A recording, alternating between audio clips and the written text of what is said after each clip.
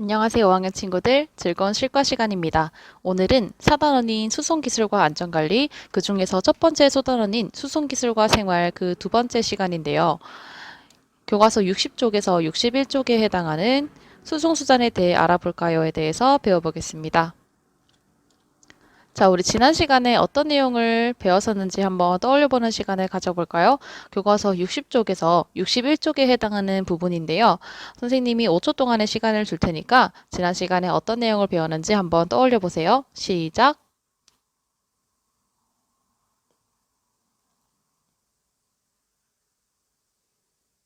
자, 다들 떠올려 보았나요? 좋아요. 선생님 같은 경우에는 이런 핵심 단어를 떠올릴 수 있었는데요. 수송수단, 수송, 구동장치, 조향장치, 제동장치 등을 떠올릴 수 있었습니다.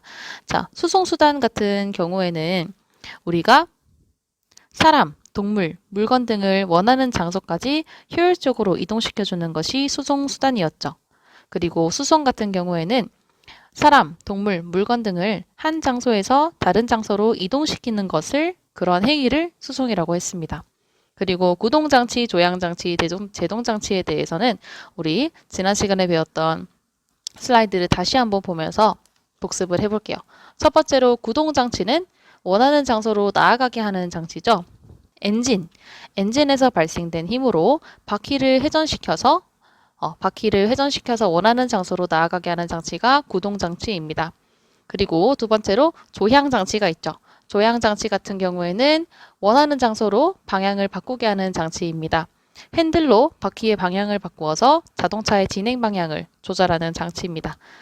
마지막으로 제동장치가 있는데요. 제동장치 같은 경우에는 원하는 장소에서 속도를 줄이거나 멈추게 하는 장치인데 여기서 쓰이는 것은 브레이크입니다. 브레이크로 바퀴의 움직임을 조절해서 자동차의 속도를 줄이거나 멈추게 하는 장치가 제동장치입니다.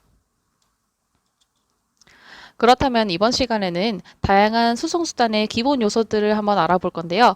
우리가 수송수단의 기본 요소 세 가지는 구동장치, 조향장치, 제동장치가 있었죠. 그렇다면 우리가 다양한 수송수단에서는 그러한 구동, 조향, 제동장치가 어떻게 구현되어 있는지를 한번 알아봅시다.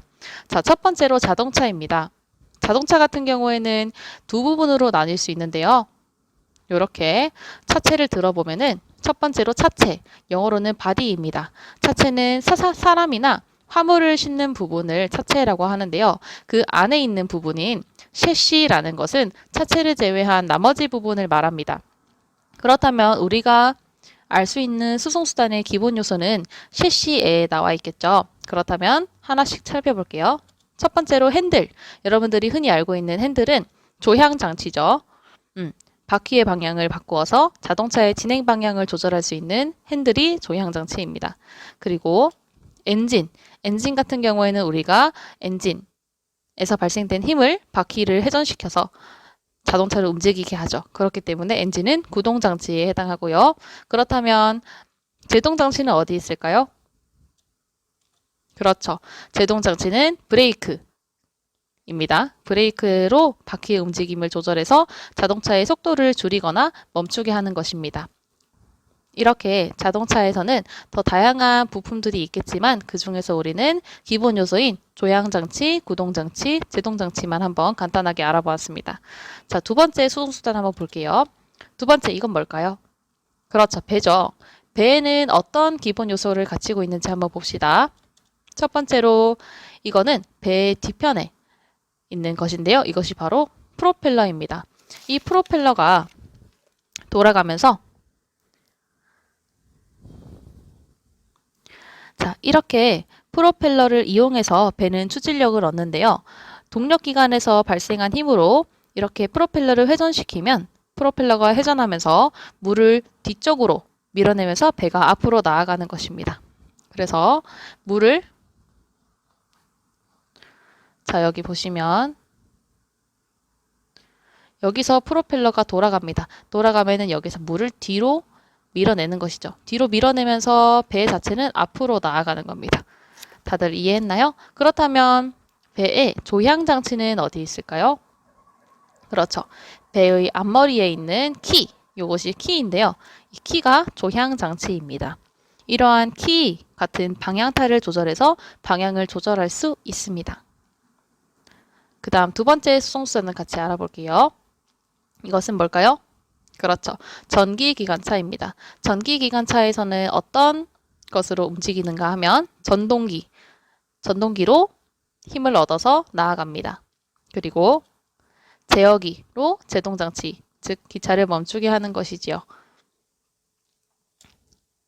이거는 헬리콥터죠. 헬리콥터는 어떤 힘을 이용해서 움직일 수 있나요? 그렇죠.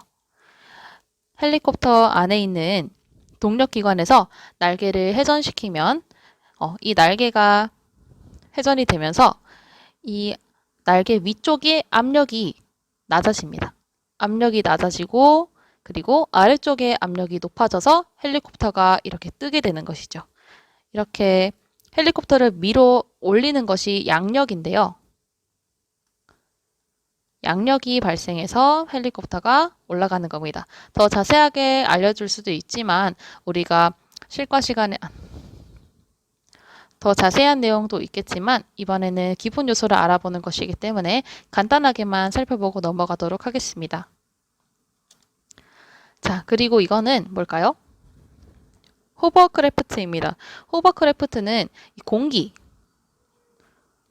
공기를 내뿜어서 선체를 물 위에 살짝 띄운 상태로 항해하는 수륙 양용 선박입니다. 자, 수륙 양용이라는 것은 수륙 양용입니다. 수륙 양용은 물수, 바다에도 뜨고요. 물에도 뜨고 육지에서도 이동할 수 있습니다. 그러니까 물과 바다에서 둘 다 사용할 수 있는 수송수단인데요. 그래서 날아다니는 자동차 또는 날아다니는 배라고 불리기도 하고 바다와 육지를 모두 다닐 수 있습니다. 그리고 위그선이라는 게 있네요. 이 위그선이라는 것은 여기가 떠 있죠. 바닥에 날개가 있습니다. 바닥에 날개가 있는데 여기서도 양력, 밀어 올리는 힘인 양력을 통해서 물 위로 떠오른 상태에서 항해하는 선박입니다. 그래서 물 위로 약 5m가량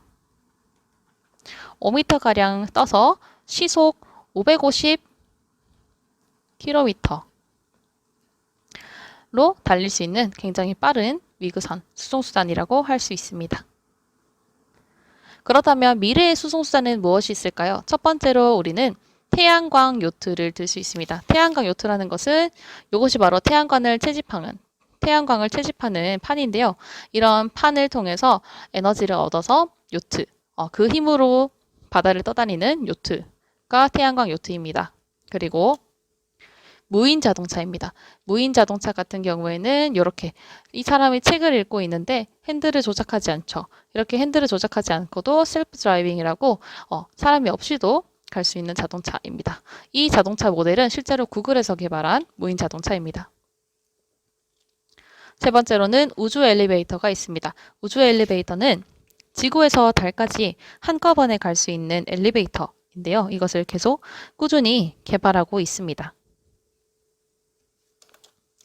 그리고 하이퍼루프가 있는데요. 하이퍼루프 같은 경우에는 우리가 쓰는 지하철이나 아니면 KTX의 새로운 모델이라고도 쉽게 말하면 그렇게 할 수 있는데 서울에서 부산까지 16분에서 10분 만에 서울에서 부산 굉장히 멀잖아요. 그쵸? 10분에서 16분 사이로 갈 수 있도록 굉장히 빠르게 갈 수 있는 기차라고 보면 됩니다. 그것을 하이퍼루프. 이게 미래의 수송수단입니다. 그렇다면 우리 확인 퀴즈 한번 풀면서 다 같이 이번 수업을 마무리해 보도록 합시다. 자, 첫 번째입니다. 배의 구성 요소인 키는 어떤 장치에 해당하나요? 구동장치, 조향장치, 제동장치. 그렇죠. 조향장치죠. 이 키를 통해서 배를 오른쪽, 왼쪽으로 움직일 수 있죠. 두 번째입니다. 자동차의 제동장치는 무엇인가요? 지금 바디와 셰시가 있네요. 그쵸?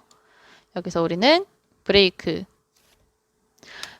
바로 제동장치죠. 그쵸? 요쪽 어디쯤에 있냐면 요쯤에 있는 게 브레이크겠죠? 자, 모두 수고하셨고요. 이번 시간 과제는 배운 내용을 출석 인정 노트에 정리하는 것입니다.